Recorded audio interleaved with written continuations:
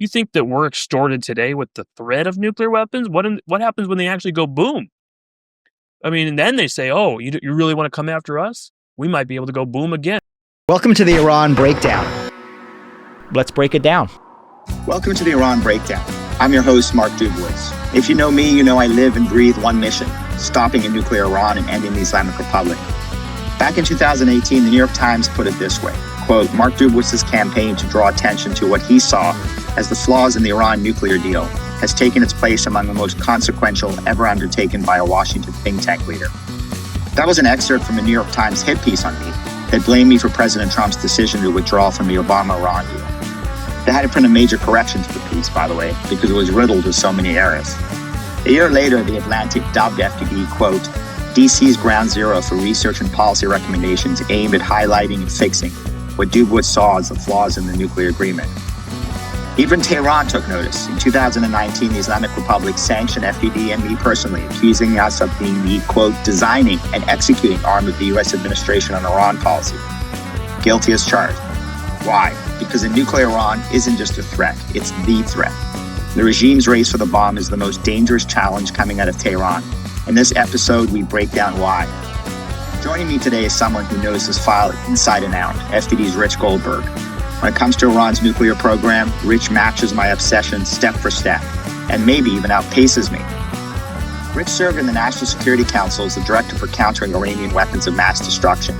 He helped architect key parts of President Trump's maximum pressure campaign, a campaign that aimed to block Iran's every pathway to nuclear weapons, or as the regime calls the campaign, economic terrorism. Rich also served in the Senate and in the House, where he drafted many of the key pieces of legislation sanctioning the Islamic Republic. And yes, like me, Rich is proudly sanctioned by the Islamic Republic, as are 6 of our other FDD colleagues, 8 in total. I've known Rich for decades, a friend, a colleague, and a hands down one of the sharpest minds in the space. There's no one better to walk us through the threat and the strategy to stop it. I'm Mark Dubowitz, and this is the Iran Breakdown. So let's break it down.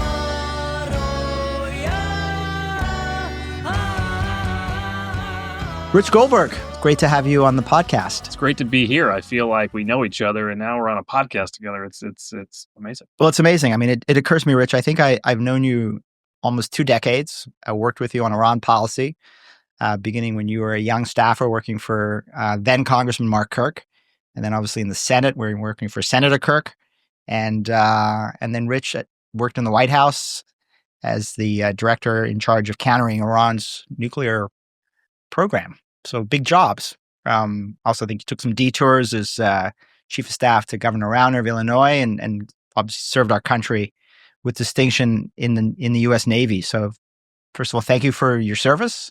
Thank you for all you've done. And I can think of no better person to talk about Iran policy under the Trump administration than you, Rich. So let's break it down. Let's do it. All right, let's begin where we are. Trump has come in. He's facing a serious threat in terms of Iran's expanding nuclear program. Where are we? Position us with respect to the nuclear threat that we face, and then we can talk about the way forward. So I always like to make analogies that translate this to people at home listening. And if you're somebody who's watched the Super Bowl recently and you're thinking about football analogies, I think the Iranians are sort of on the 1-yard line right now of the nuclear threshold. Remember the 3 key legs of the nuclear stool for the Iranian nuclear weapons program. You know this, Mark. They need fissile material, right? So they need the nuclear material that we always hear about in the news. They're enriching uranium. They're at 60% high enriched uranium. They were caught at 84% high enriched uranium once by international inspectors. They obviously are producing also 20% high enriched uranium. They're producing low enriched uranium. We know that weapons grade uranium threshold is 90%. They're there. They're not actually producing it. Just to clarify, they've come really close to it and been caught there in the 80s.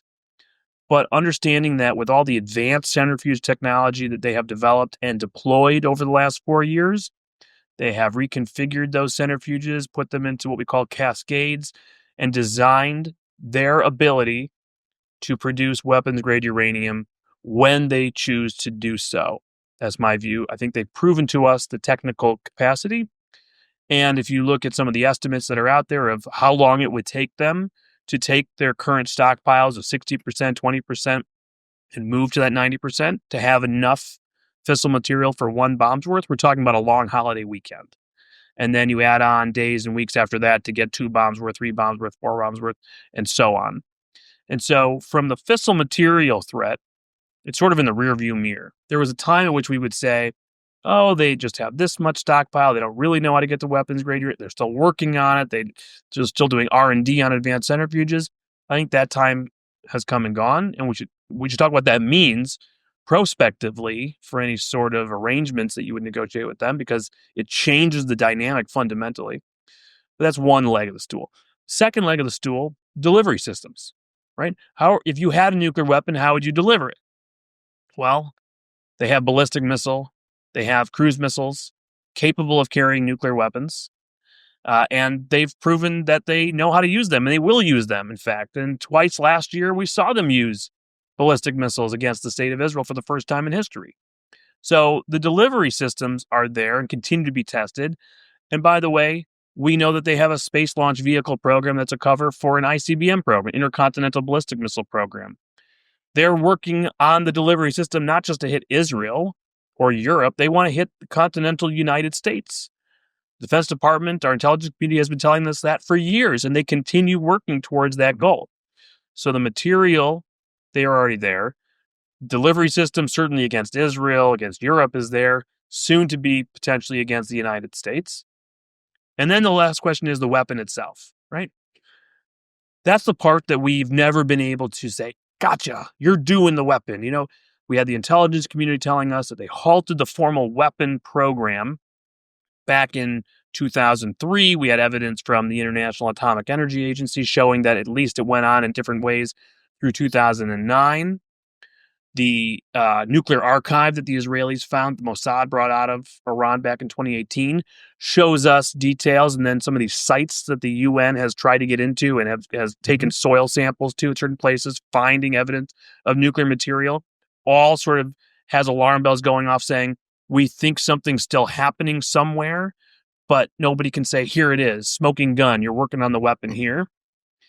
We know that there's a secret nuclear military organization called SPND with nuclear weapons scientists still employed, which was headed until his death by the godfather of the nuclear weapons program, Mohsen Fakhrizadeh.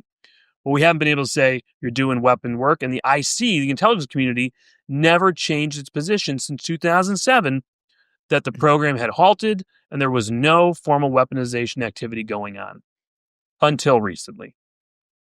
And we know now in the last few months that has changed. Now, you have people caveating and saying different, well, we don't think they're making a nuclear weapon today, but no longer can the intelligence community tell us that Iran is not engaged in a weaponization activity. And in fact, we have leaked unclassified reports saying that they are working on computer modeling towards a weapon, which the UN itself, the JCPOA, the old Iran nuclear deal, called a weaponization activity. It's obviously one of the first steps as you're thinking about how. By the way, the United States doesn't test nuclear weapons today. We haven't done it in many, many, many years. How do we test our nuclear stockpile? So computer modeling. Computer modeling. Right. What are they doing? So it's not like nothing. This is a real part of weaponization activities that they're working on. Why are they doing that? What else are they doing? Who's working on it? Where? We don't have answers to those questions. One last thing I'll leave this topic with is, what if they're not working towards a warhead? What if they're not working on the miniaturization aspects that we all saw in the nuclear archives and what we think they were working on back in 2003 in the Ahmad program and fitting a nuclear weapon on a missile to deliver in a traditional sense and then building up a stockpile of these nuclear weapons? What if they just want to go boom in the desert? A crude nuclear device to do that. Well, that's a lot shorter amount of time, probably a lot easier to accomplish. And which give us a sense, of how long this will take. The estimates of the U.S. and intelligence community about building a warhead versus a crash program and a crude nuclear device. What are we talking about in terms of months, years? The public estimates that you've seen are a year, 18 months, depending on Israeli estimates, American estimates. To build a warhead. On the warhead. Mm-hmm. A few months, 6 months or less on the crude nuclear device. And we don't know where they're at right now. Maybe they're already working on it. Right. And just to put a finer point on that, because there's been so much discussion about building a warhead that they could have fixed to a missile. But why would Iran decide to short circuit it, do a crash program, and just merely do a crude nuclear device in 4 to 6 months? Well, you declare yourself a nuclear power. You show that you are a nuclear power. You cross the threshold. And you don't actually know what else they're doing. You don't know where else they've built certain things. Where did the material come from? I mean, there's a lot of hypotheticals built into this, right? If something goes boom, there was fissile material involved. Did it get diverted? Did they, in the known sites where the IAEA, the UN inspectors go and see things, did they close them down for a certain amount of time? Did they, say there was a fire in a facility while they start diverting nuclear material? Is there some other place they're enriching uranium that we don't know about? Is there a crash program somewhere? That would be involved in it. If that ever happened, you would have to wonder what steps led to that moment. But the minute it happens, the intel picture just gets flooded with reports of rumors of this is going to happen. Oh, Hezbollah has a suitcase bomb now. Oh, there's a dirty bomb potential now to terrorist organizations. Oh, I mean, just the whole strategic paradigm shifts. Buying Iran more time. Everybody's a little more afraid. You think that we're extorted today with the threat of nuclear weapons? What happens when they actually go boom? I mean, and then they say, oh, you really want to come after us? We might be able to go boom again. Maybe we got more surprises for you in a couple months. Well, which is two things I want you to address. I mean, first of all, you've laid out today that Iran is a threshold nuclear weapons power, right? It has the fissile material to produce multiple bombs. It's got long-range missiles to deliver it to Israel, Europe, and one day to the United States. And it's begun initial weaponization work, which puts it on a pathway to develop a warhead or a crude nuclear device. So two questions come out of that. The first is, when did all this nuclear expansion occur? I mean, we had a nuclear deal in 2015. President Trump withdrew from that deal in May of 2018. And so give our listeners just a view of when all of this expansion occurred. Did it occur under Trump? It occurred under Biden? When did this actually happen? And the second thing to address is the JCPOA. I mean, is it not fair to say that this is exactly what the JCPOA was designed to do, was to prevent all of these pathways to nuclear weapons? And Rich, wouldn't we have been better off if we had stayed in the JCPOA and not withdrawn in 2018? Would Iran be much further away from having nuclear weapons than they are today? So I think we need to address that before we talk about the way forward. There are two fundamental fatal flaws in the JCPOA that directly result in the threat in front of us today, and that threat was inevitable because of the JCPOA. Two fundamental ones. I know a lot of people talk about sunsets and, they should have been longer sunsets. I honestly, I could care less about sunsets because it's just being held to the promise of a radical Shiite maniac, dictator in Iran who just wakes up one day and says, yeah, I have a sunset. It's today, to thank you for whatever the JCPOA says. Two things. Number one, verification. And number two, dismantlement.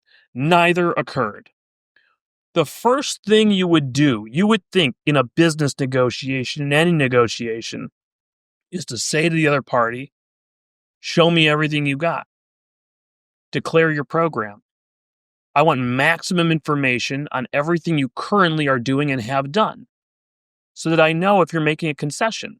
So I know the extent of your activities and knowledge and advancement and who's worked on what and what facilities you have and how many things you put away somewhere.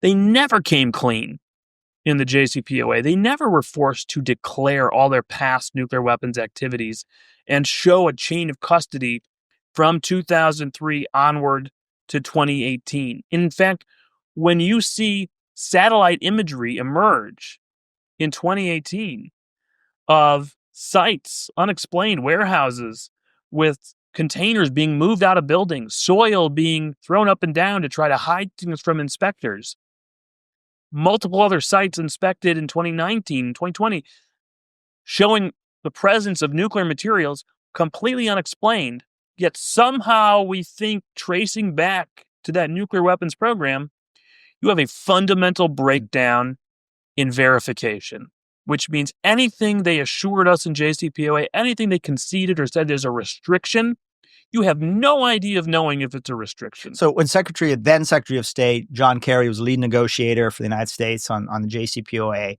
said at the time, Iran doesn't have to come clean because we know everything we need to know about Iran's nuclear program.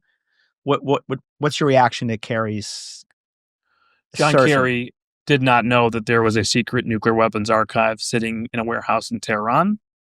Certainly never knew the contents of it. And I don't think anybody else did until the Israelis revealed it. And we've learned a lot about the program from those documents. And then you could go down the list of sites like Turkuzabad and others that have been visited by the IAEA. John Kerry probably can't even spell it. Never heard of them. So how does he know all about the program? Never heard about these sites? Why is there nuclear material there, Mr. Kerry? He has no idea because they've never fully come clean. He's never been inside of a military site. By the way, neither has the IAEA. They've never visited SPND offices. Couldn't even tell you where they are. No one's interviewed a nuclear weapons scientist and sat down and said, tell me what you did. What have you been? Nobody could tell me an accounting of exactly how many nuclear-capable missiles they have and where they are. So the program is completely unverified. There are aspects that are subject to verification, but in totality, the program is unverified. Therefore, if I were conducting a negotiation and I don't even know what the person on the other side of the table has to give up, and I'm saying, sounds good, you're making a really good concession here. How do you know? Mm-hmm. You don't even know everything you got. Right, so you can't verify what you don't know. So that's one piece. Right, and dismantlement? Dismantlement. The minute we decided that we were just going to take Iran's promise to not do certain things for now, for the moment, or for 10 years, or for 15 years, I don't care how long they promise for.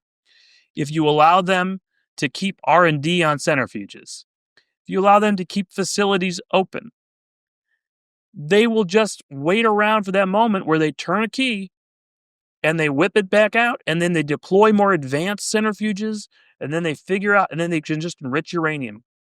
So that's exactly what's happened. The only piece of the JCPOA where you had like a sort of dismantlement was at the Iraq heavy water reactor, which dealt with the plutonium threat, the plutonium pathway to a bomb. And even then, what happened was they poured concrete into the core to render it dysfunctional until such time under the JCPOA, they were supposed to retrofit the facility away from being one that could be a plutonium threat. Somebody can explain that one to you, but there's all these architectural models of how you're going to work it so it can't actually be used to be a plutonium threat in the future. Never happened during JCPOA, never moved forward. They always had delays. And they announced after we got out of JCPOA and during the Trump administration that they had hidden from inspectors pipes that are needed to rebuild the core and could do so at a moment's notice if they wanted to. So they had no intention of abandoning that facility. We didn't destroy the facility. It was just we poured concrete into some pipes, into the core, which apparently they could just rebuild. The key enrichment facilities that we know about. You're talking about Natanz, Fordo. They weren't dismantled. They weren't destroyed. They were like retrofitted. In certain cases, we actually legitimized enrichment to continue, like at Natanz. And in Fordo, we said, yeah, you can keep this massive under a mountain facility that is completely dangerous and could one day be a nuclear weapons threat to us. Yeah, you can keep it open and not destroy it. And we'll have the Russians come in and do radioisotope research in there, and it'll be wonderful. What a great use for this nuclear weapons facility. I mean, are you insane? So no dismantlement, no verification. So what happens? And by the way, Rich, I mean, I wanted you to talk a little bit about this because the deal was reached in 2015, right? A number of restrictions that were temporary, that would sunset. We're now in 2025. And talk a little bit about where we would have been had we stayed in the JCPOA and where we were heading in the next 5 years.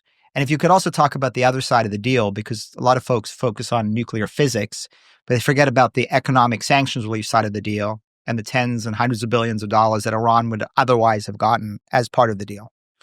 Yeah, so if you go from 2015 to 2030, let's use like this 15-year time frame, you're going through a process where Iran gets everything. they get massive sanctions relief. All of the tools of economic pressure get put into a lockbox under the deal. Can't use them. They can sponsor terrorism. They can build their long-range missiles. They can foment wars throughout the Middle East. They can plot assassinations in the United States. Like, anything you want. All of the sanctions that you would use against the regime are off the table. Central Bank of Iran, oil, sector-based sanctions, everything. Gold, precious metals, everything, just gone. Okay, so now you've handcuffed the United States with sanctions pressure across non-nuclear threats, by the way, in addition to the nuclear threat, in exchange for what? Well, in 2020, they get more, by the way. Oh, that's right. It's not in exchange for what? We give them more in 2020. The UN arms embargo, conventional arms embargo, will go away. Now they can... Right, and it went away. Yeah, it went away. Yeah. Oh, and then a couple years later, 2023. Yeah. A missile embargo will go away too. Yeah, and it went away. Yeah. Oh, and by the way, guess what they waited for until that missile embargo went away? Transferring ballistic missiles, transferring drones to Russia, right? After the arms embargo went away, drones went to Russia. After the missile embargo went away, ballistic missiles went to Russia. Totally predictable. So wait a second. So what are we getting out of this again? Okay, so they've refrained from enriching uranium above a certain amount, above a certain stockpile at one facility, while the other one's still open as well, doing weird scientific R&D or something on radioisotopes, supposedly. The Iraq reactor has been temporarily disabled for a certain amount of time until they would choose to rebuild it, which is a good thing. But all of a sudden, 2024 comes around, 2025 comes around. Their work on advanced centrifuges is legalized. They can start deploying more and more of these advanced centrifuges and figure out how to make weapons-grade uranium the way that they did over the last 4 years. And then as you get to 2030, basically everything's legitimate. They've figured out how to make the weapons-grade uranium using the sunsets for advanced centrifuges. Now they can. You're actually allowed under the deal in year 15 to make weapons-grade uranium. The one thing they can't do is make a nuclear weapon. But by the way, over that 15-year period, I mean, what is that, $1.5 trillion? I mean, how much money have they reaped into their coffers? Yeah, I mean, I think our colleagues at FDD had estimated certainly over $1 trillion in sanctions relief to fortify the economy, have a massive slash fund to finance their proxies.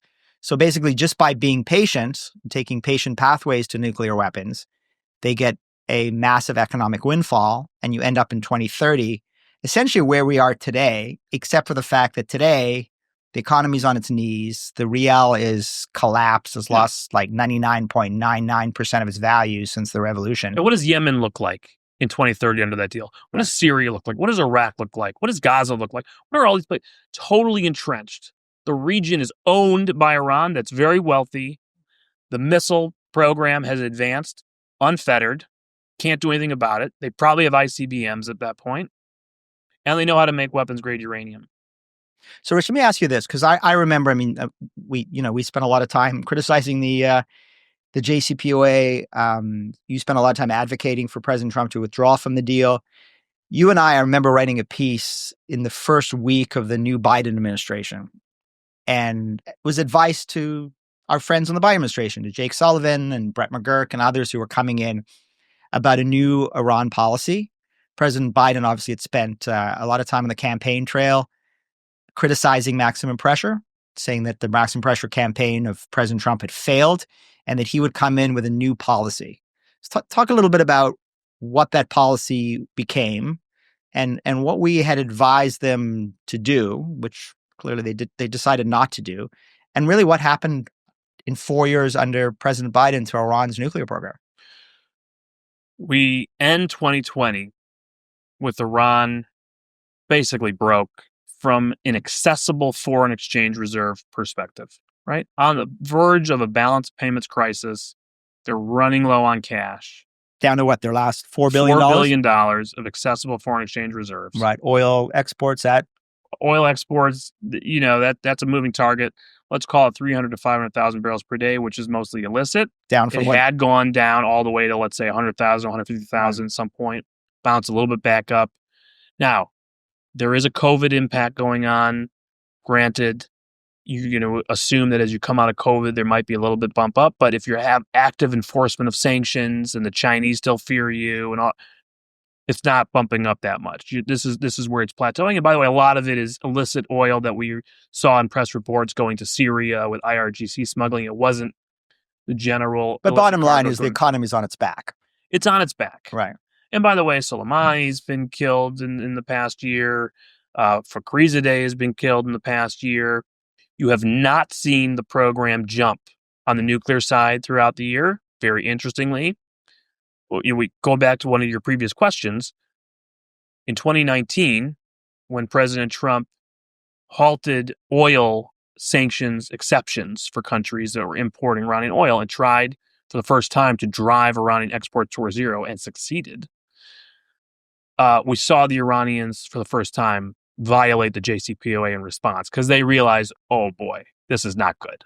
This is going to be destabilizing. We have to do something. We got to scare people in Washington and Europe. And Javad Zarif's going to do his press tour, and we'll see who can talk to President Trump and scare him enough into backing down. So they start breaking slowly through the caps of how much they're enriching the stockpile and advanced centrifuges being rolled out. Right. And but incrementally. Incrementally. Small steps, right? Once Soleimani was killed, a lot of people focus on, what were their rocket attacks and what happened. No, that's not actually. So this is President Trump's decision to kill Qasem Soleimani, who's formerly the head of the IRGC Quds Force, right? Probably Iran's most successful strategic battlefield commander, probably the world's most notorious terrorist that no one had ever heard of. President Bush refused to take him out. President Obama refused to take him out. President Trump decided to kill him, Correct. Right? And this shocked the Iranian system. And what was the response from the Iranians with respect to their nuclear escalation after they took out the Supreme Leader's most trusted advisor? It froze where it was. Because? They continued this low-level enrichment, incremental expansion of their low-enriched uranium stockpile. But why? I mean, you would think at that point they did not jump. They would massively escalate. And they didn't escalate because? The one thing I remember clearly is President Trump coming out. Everybody was wondering, he did a press conference, everybody was wondering what is he going to do in response to the ballistic missile strike that the Iranians had almost symbolically to respond to the Qasem Soleimani strike. The first words out of President Trump's mouth were, they will never be allowed to develop nuclear weapons. And I think people missed it. I didn't miss it. I thought it was very intentional. And later he started talking about, we have dozens of targets, if they try something, The message was pretty clear.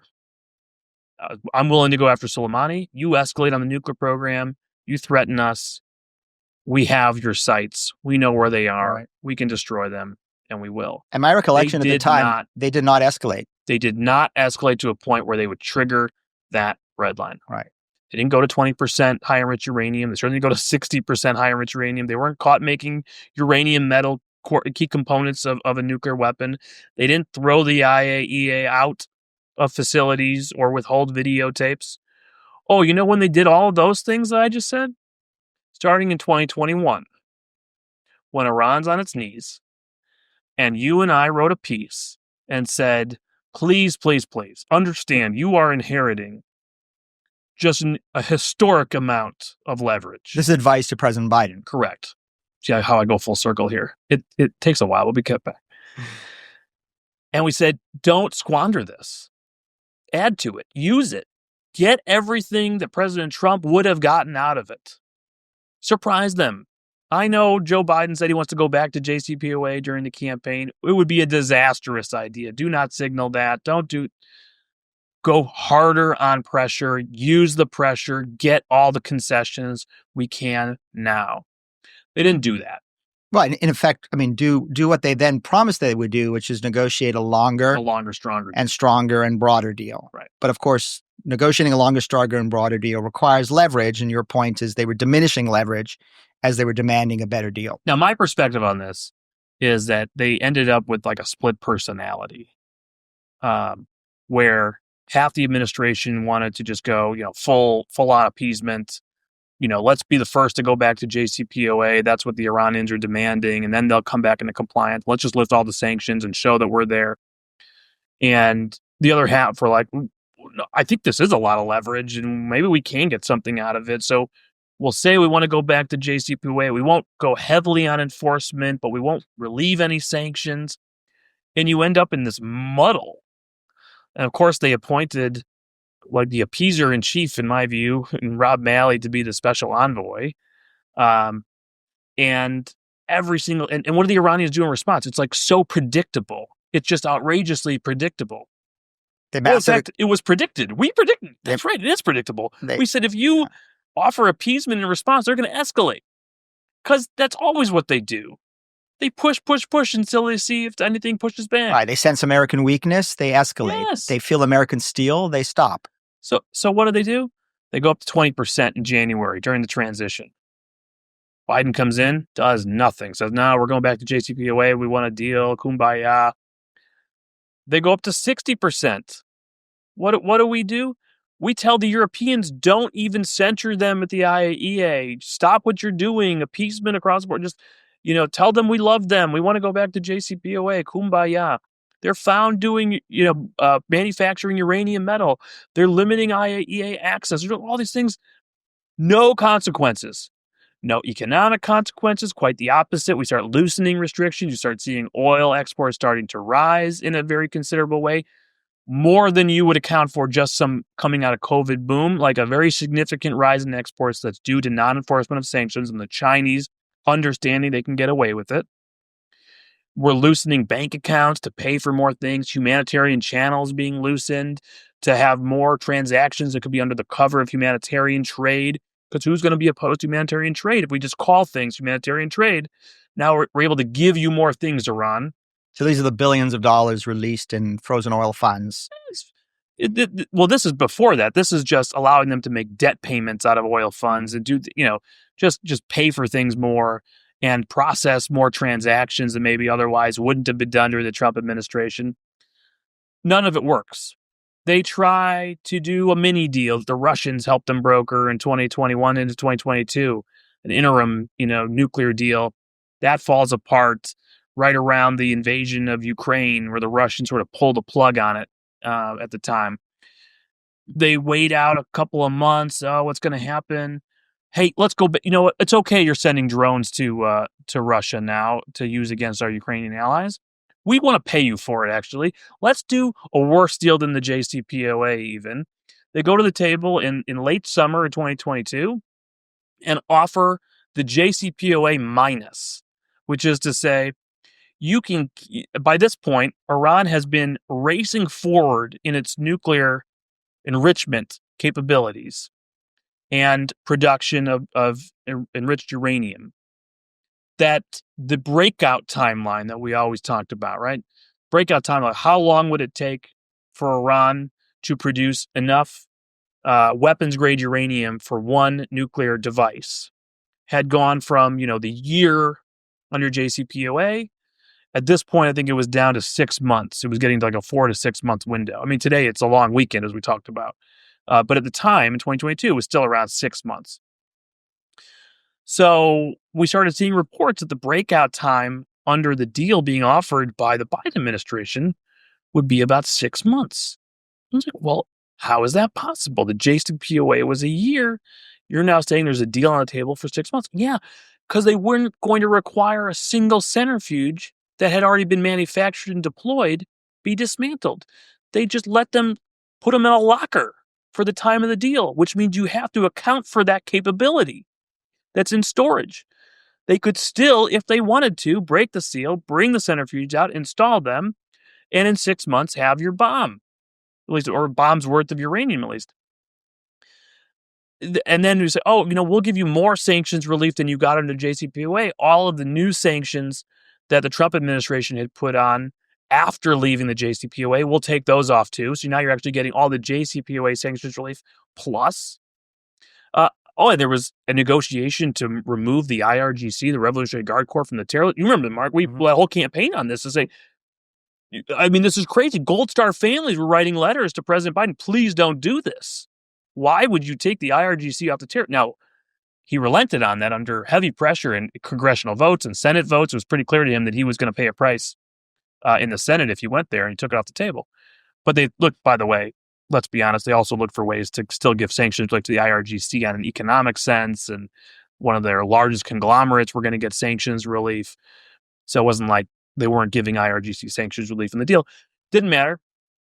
They couldn't still go enough to the Iranians. The Iranians said, wow, you're willing to give us all of this? You're so desperate now after we're already sending drones to Russia? And let's see what happens next time. And the deal collapses late 2022. They didn't get to it next time yet because what happened? Mahsa Amini is killed by the morality police. There's a national uprising in Iran. And it's no longer politically correct for the president in a midterm election to give sanctions This is the Women Life Iran. Freedom uprising, right? As it turns out, you can try to build a nuclear weapon. You can plot assassinations and kidnappings on U.S. soil, which was going on for those first 2 years. You can talk about Iranian Americans in a crazy, like movie-like plot of trying to kidnap somebody from New York. Right. And this is Masih Alinejad. Correct. Right. We had already learned about the plots against Pompeo, against Bolton and others. There are indictments already. I mean, none of that inhibits you from giving, billions of dollars to the Islamic Republic. But when women celebrities start going on social media, standing with the Iranian people, then as you're nearing the midterm election 2022, the White House realizes, this might not be a good thing. We can't do this deal right now. So they wait. The midterm passes. You go into 2023. They're looking around. Is the national uprising still going on? Is Iranian women still a thing? Right. And the protests get crushed. Iranian women get killed, thrown in Evin prison, raped, tortured. They eventually break the back of Women Life Freedom by launching chemical weapon attacks against Iranian schoolgirls. Mm-hmm. Okay, so basically they break the back of this uprising, and now the space opens for more opportunities. Correct. Now, they still kind of feel weird about doing a deal. And by the way, the politics in Congress have completely shifted. That fundamentally changed. Remember, there's a law that if a president does a nuclear deal with Iran, it has to get submitted to the Congress, and they get a month basically to look at it and maybe vote to disapprove it. That's getting disapproved in 2023 because of the Mahsa Amini uprising. No matter what, you try to give Iran sanctions relief, Congress is voting on a bipartisan basis to reject it. So they can't do a deal that gets submitted to the Congress. So Brett McGurk, at the time the Middle East coordinator for the NSC, goes to Oman, and you can see it charted out in the press reports, some sort of overture, something that's still not very public, where there's almost like a gentleman's agreement being offered. We're going to find money. We're going to relax sanctions, and you're not going to go farther than you are today. You're not going to go to weapons-grade uranium. You're not going to, and we'd like you to knock off some of the things you're doing with Russia, attacks on U.S. forces in the Middle East. That would be nice too. Money starts materializing for access to the regime.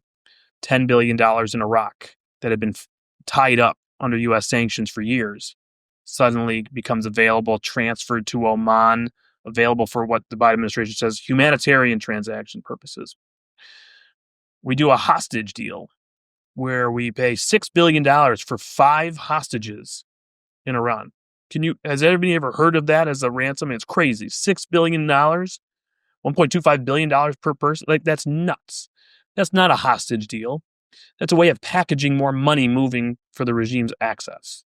And so money that had been trapped in South Korea under our sanctions, oil revenue, gets moved to accounts in Qatar. And over the summer of 2023, we see oil exports to China skyrocket to the moon. Cannot be explained by sanctions evasion. It is an active policy, clearly with the consent of the United States government. We're talking crossing 2 million barrels per day at one point in August 2023. Massive windfall for the regime. By the way, a great deal for the Chinese too. They're sucking up Russian oil cheap because of the way our sanctions were designed for Russia. Now they're sucking up Iranian oil at discount because we're allowing them to do it. They're just basically filling their SPR. I mean, what a crazy policy for the United States at this point on every level. And what happens within a few months? October 7th. And we saw reports that Hamas's budget tripled in 2023. I wonder how that's possible. Well, of course, if you start allowing all kinds of sanctions relief for the regime, their budgets go up, their terror budgets go up, etc. Okay, I want to ask you now. I mean, our listeners have certainly been following events since October 7th. I think you've done a very eloquent critique of Obama administration Iran policy, Biden administration Iran policy. We are where we are today, which in some respects, it's a mixed place, right? On the nuclear side, Iran's a threshold nuclear weapons power. On the other hand, their so-called axis of resistance has taken a beating, thanks to the Israelis, who've really done severe damage to Hezbollah and to Hamas and to Iran's own strategic air defenses and some weaponization activities. So we are where we are today. But here's the challenge to you, Rich, because, again, easy for you and I, and we've done it often and I hope eloquently, to critique what has happened in the past. But now President Trump is in office. He just put out a presidential memorandum to reinstate maximum pressure.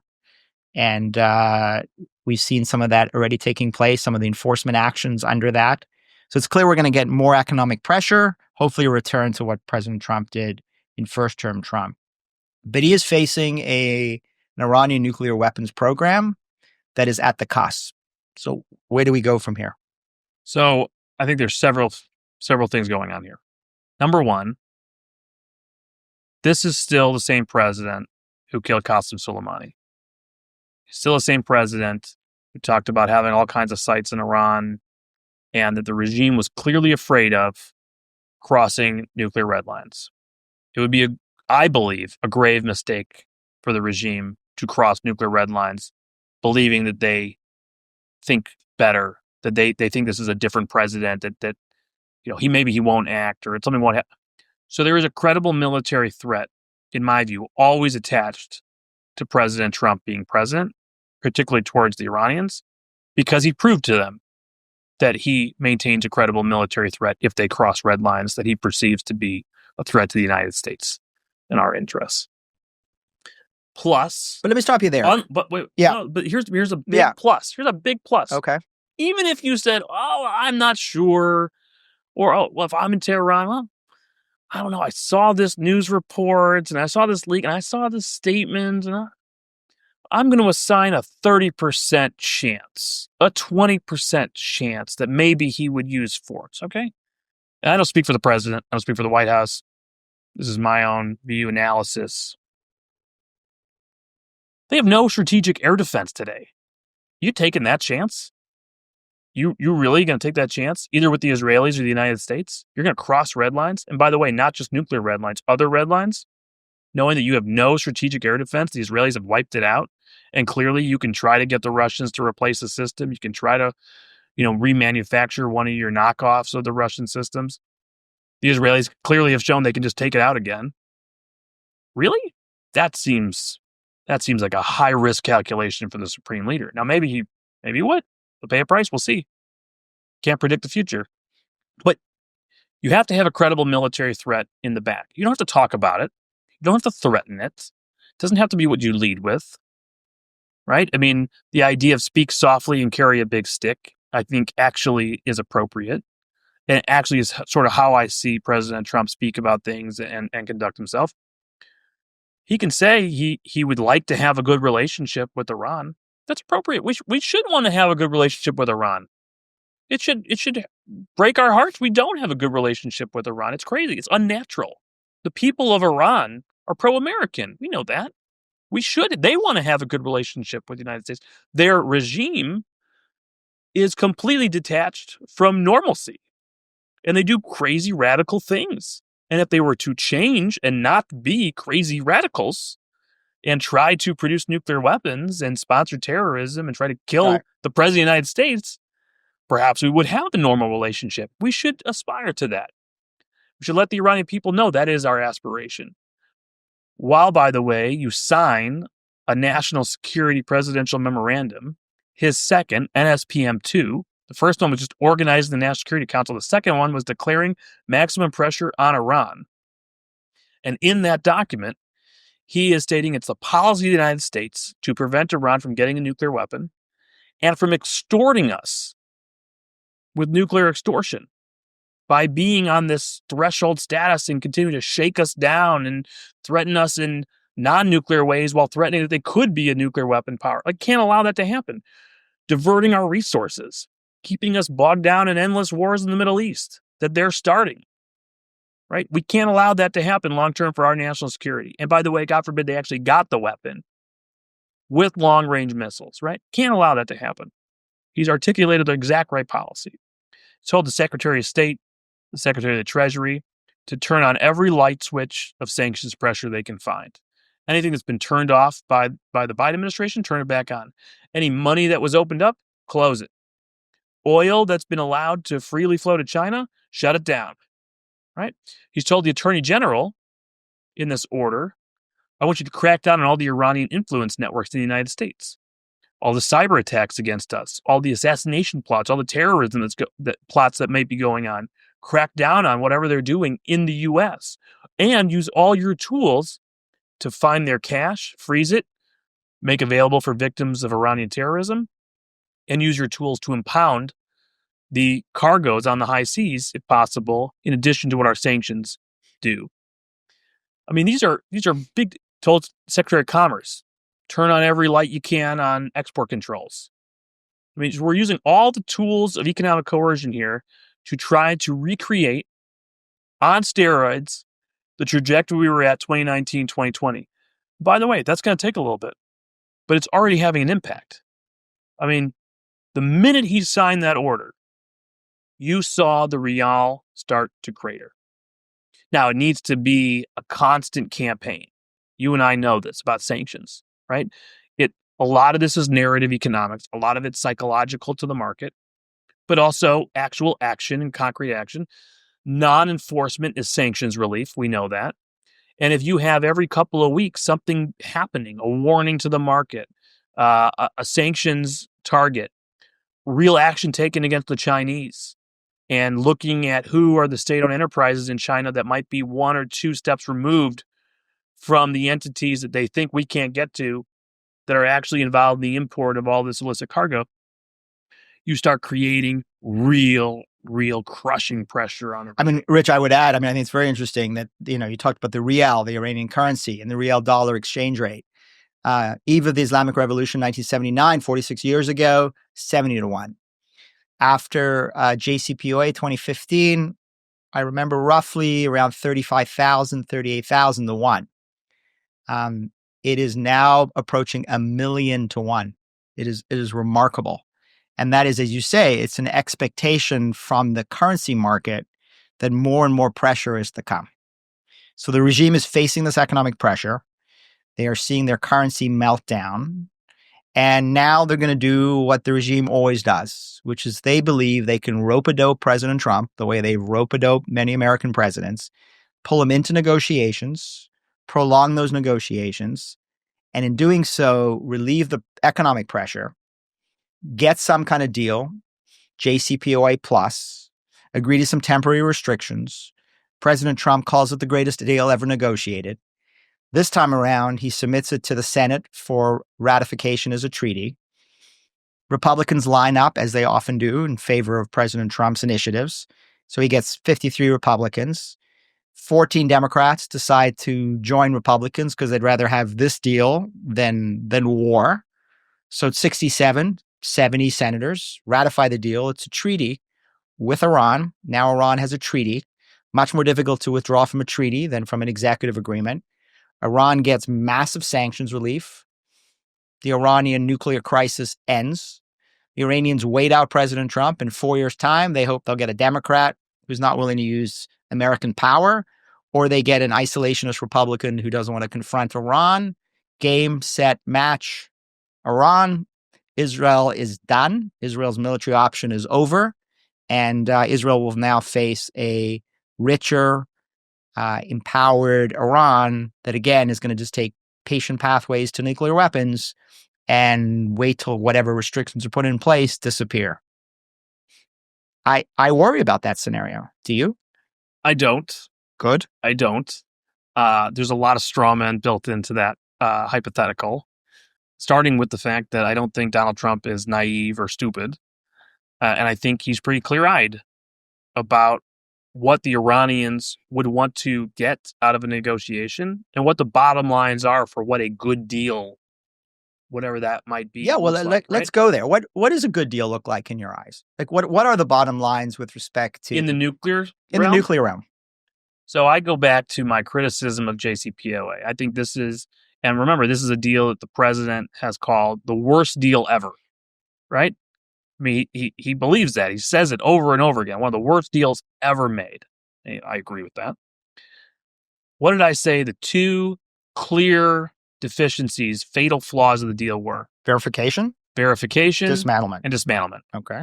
I would start, number one, by saying to the Iranians today, if they were to try to use all of their influence operations and all their networks and their people say, oh, they want a deal, they want to do a deal, and you're afraid of them snookering you into some terrible deal, there is an easy way to know if you're serious.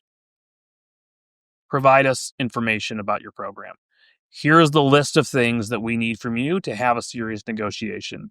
You need to declare all the aspects of your past nuclear weapons activities, all your sites, upfront, equipment upfront, where material is today, stockpiles, nuclear capable missile stockpiles. Tell us more about SP&D. We want full understanding of all this. We want a full picture of what you have to negotiate over, and then we want to verify it, right? Because you can't just say, oh yeah, no problem. Here's our program, right? Some piece of paper that the Iranians scribbled out, being like, ho. Okay, so full disclosure on the program up front. Okay, and that is already fundamentally a massive change in behavior by the regime. If they were to do that, if you could verify the full declaration, a complete declaration of their program, you would, at the very least, first of all, have tons more information about their program, eyes into the program in areas that we've never visited before. It would have to include military sites, right? And have IAEA personnel go to those sites to verify what's in the document. And then at that point, you can then say, okay, step 2, dismantle it. You don't get to just have a turnkey nuclear weapons program for the day of your choosing in the future. They do 2 of those basic things, a lot of details there, but at a fundamental high level, you do those 2 things, you have removed the existential danger. And Rich, people will say to you, Rich, we totally agree with you. I mean, full verification, full transparency on the nuclear program, full dismantlement. I mean, take this program down to where it used to be under international law when there were multiple UN Security Council resolutions, right, requiring the end of enrichment. Right. Which, by the way, is one of the requirements in the order from President Trump is for the UN ambassador, Elise Stefanik, to work with our partners to snap back the UN sanctions as well, which would, by the way, restore prior UN Security Council resolutions that order Iran to halt all enrichment activities. Right. Okay. So we all agree that's where we need to be. We also have been tracking this issue for 2 decades, tracking the Iranians, tracking their negotiators. And let's say for the sake of argument that is a fantasy, that Iran says absolutely not. You're not getting into our military sites. You're not learning about our program. You're not interviewing our weapons scientists. And we are absolutely not dismantling our program. We have built this program. We've invested tens of billions of dollars in this program, both in direct investment and the costs we've paid. We need this for our national security. We need it for civilian energy. There is no way we are going to dismantle this program. So either you do a deal with us, short of that, way short of that, or we are a threshold nuclear power, and in a long weekend, we're going to develop a nuclear weapon. What does President Trump do? I think if you actually read what he's saying, hear the words that he's already stating, he's answering your question. He has said, I don't want to have military conflict. I don't want to be bombing Iran. I don't want to have this confrontation. We should have a deal where you have a verified nuclear peace agreement, he calls it. I see that as being something that is verifiable, full declaration, fully verified. We have that. And dismantlement, so the threat does not exist now or in the future. Because remember, go back to the policy statement in the NSPM, nuclear weapons and extortion. End the nuclear extortion racket, right? How do you end the nuclear extortion racket? Those 2 elements take care of that. Right? That nuclear threshold concern which is a permanent extortion, is removed. I don't want to do that. I want to have a deal. And then he says, interestingly, and I think if we have this deal, the risk of an Israeli military attack would be dramatically reduced, which is sort of the nicer way of saying, if you don't do this deal, maybe there will be a military strike. Maybe it's by Israel in the future. Now, maybe it's by the United States too. That's a decision for the president and something that the regime can't discount. But he's not removing a military threat. He's not saying he's not going to back Israel potentially in the future with a military threat. He is leading with diplomacy. He's leading with pressure. And he's saying, you cannot be a nuclear threshold state. Now, there's other elements here, right? The sponsorship of terrorism, proliferation of missiles, assassination plots and all that. They are addressed in his order as the malign activity that we're still addressing. And listen, let's say there's another scenario here, which is that they don't negotiate and they don't cross a red line. They just sort of try to stay in the status quo for 4 years, right? Because there is a 4-year clock. Or what the Iranians do, which is what they've done for 20 years, right? They appreciate that the U.S. red line today is 90% enriched uranium, weapons-grade uranium, as you've described. But I don't know that is true anymore. That might have been under Biden. Joe Biden's red line, famously made completely inane by saying the reason why we won't snap back UN sanctions because they might go to weapons-grade uranium, which means, by the way, it's not even a military red line. It was a political red line at that point. So, I don't even know 90% was actually a red line. Fair enough. But when you look at the policy, you look at the president's statements, and you look at the language between he and the prime minister and the way he answered questions about would he support an Israeli strike, all that. Again, I don't speak for him. I'm not putting words in his mouth or the White House's mouth. They speak for themselves. But I see a dynamic where you don't know what they're working on weaponization right now. They're doing computer modeling. Who's to say that's not a red line at some point? Who's to say that more construction at an underground facility being completed that could be where they go to move and break out isn't a red line? Why is 90%? One of the things I think we need to agree on is, I've said at the beginning, we should concede the fact that they already have the 90% capability. They've proven it to us. If you're waiting for them to produce 90%, you're just waiting for them to be at the breakout because they can get all the way there right before they go to 90%. Yeah, I mean, they're 97% of what they need technically to get to weapons-grade uranium. So they effectively are there. So the red lines can't be that last step, right? Which might be the hardest to prevent at that point. It has to be something before then. But then the regime's game is to build redundancy, right? It's to build, as you say, additional enrichment facilities even deeper underground. It's to build even more advanced centrifuges, next generation centrifuges that can enrich uranium even faster. It's to build up their stockpiles of enriched material and actually bury that in deep tunnels underground in places like Isfahan.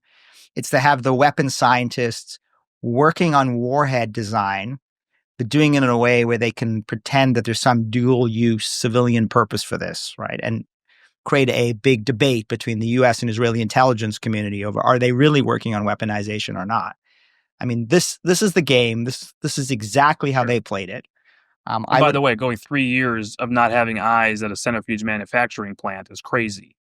Right. And that's a crisis every single day that goes on. Right. So the question is, where is this administration going to set its red line? And the second question from you may want to answer this or not. I mean, I'm of the view that we have a bit of a mismatch, and we've had it for many years. The Israelis have the will to bomb Iran's nuclear facilities. The Israelis have impressive capabilities, but limited compared to ours. We have impressive capabilities, but the Iranians have always questioned our will. So I think if you're going to actually walk into a negotiation where you're going to insist on full verification, full disclosure, and full dismantlement, then you have to give the Israelis the capabilities to match their will. And there, what I'd like to see, as one example, is have Israeli pilots go to Missouri, get trained up on our B-2 bombers that carry these massive ordnance penetrators that are 30,000-pound bombs that are capable of destroying these deeply buried underground facilities, and essentially put them in the planes and then start the negotiation and say to the Iranian supreme leader and his lackeys, I am serious about a verifiable peace deal. I am serious about a verifiable nuclear deal. I want to make Iran great again.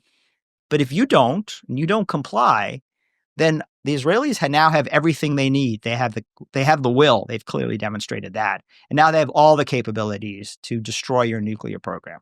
So that's your choice. And by the way, when the Israelis are going in to destroy your nuclear program, they may go after other leadership assets. They may go after economic assets.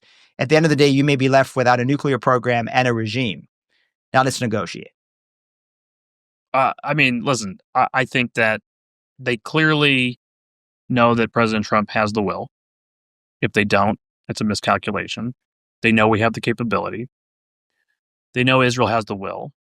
I think they're not sure if Israel has the capability. And we, built into all of this is the assumption that maybe they don't, and that's why we need to give them more capability. I actually think that's sometimes an assumption that works against us and against the Israelis. They've shown us an amazing amount of technological creativity, operational creativity in how they already responded inside of Iran twice. Once that wiped out their air defense and other critical assets. So I don't know that it's the right assumption that they couldn't do something today. But as you say, I think it's also helpful for us to make sure our ally has everything it needs to make sure it can, if it deems it in its existential, right to exist and ability to exist, to take out a threat like the Iranian nuclear program. That's a force multiplier for us to have an ally like Israel with the capabilities and the will to take out major threats. That's right. I want to end with that. Again, I think if President Trump wants a peaceful resolution to the Iranian nuclear crisis, if he wants a deal that will permanently prevent Iran from developing nuclear weapons, then it's a question of leverage, economic pressure, the credible threat of military power, both American and Israeli. Rich, thank you for your tour de force on Iran's nuclear program. We're going to be coming back to you. I think this is going to be a fascinating year. I think 2025 will be the Iran year, where big decisions will be made, and no one knows this better than you do. So thanks for joining us, and we look forward to speaking to you again. Thanks for having me. Big thanks to Rich for delivering an expert, no-nonsense breakdown of Iran's nuclear ambitions and a clear-eyed assessment of how U.S. policy can actually stop the regime in its tracks. As Rich laid out, the clock is ticking. If we want to halt Iran's sprint to the bomb, we need to bring back maximum pressure, suffocating economic sanctions, a credible military threat, and zero tolerance for Iranian stonewalling. No concessions, no half measures, full transparency, full dismantlement. Anything less isn't a strategy, it's surrender. I'm Mark Dubowitz, and this has been the Iran Breakdown. Thanks for listening, and I'll see you next time when we break it down again.